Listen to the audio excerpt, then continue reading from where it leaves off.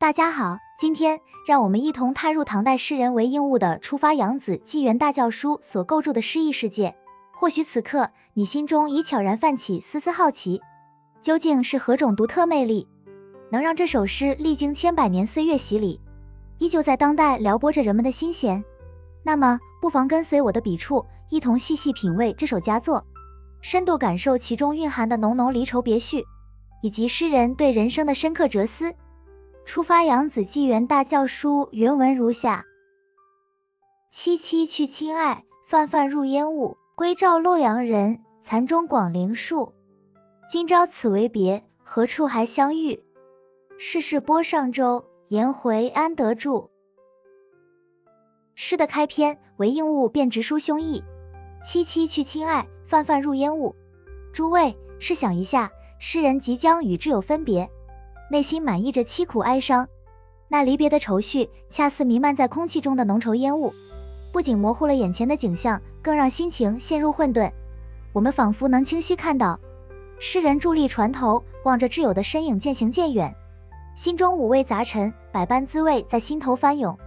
紧接着，归照洛阳人，残钟广陵树。诗人巧妙地引领我们领略船行途中的画面，船只缓缓驶离广陵，即如今的扬州。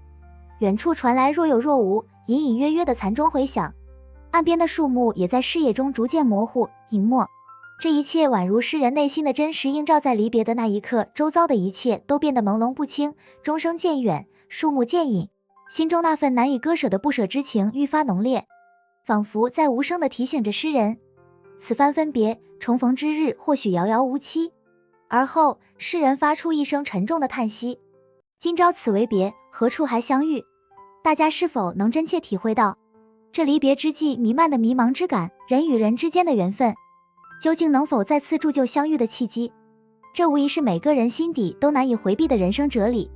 世间诸事皆难以预测，离别之时，我们往往都会在心底暗自思忖，不知何时我们才能再次相逢。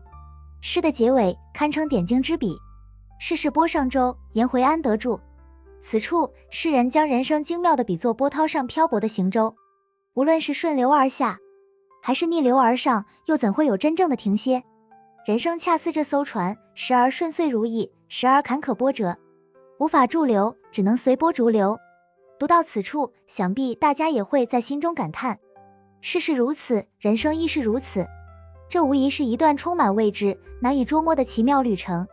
这首诗的迷人之处，恰恰在于诗人借助细腻入微的自然景象，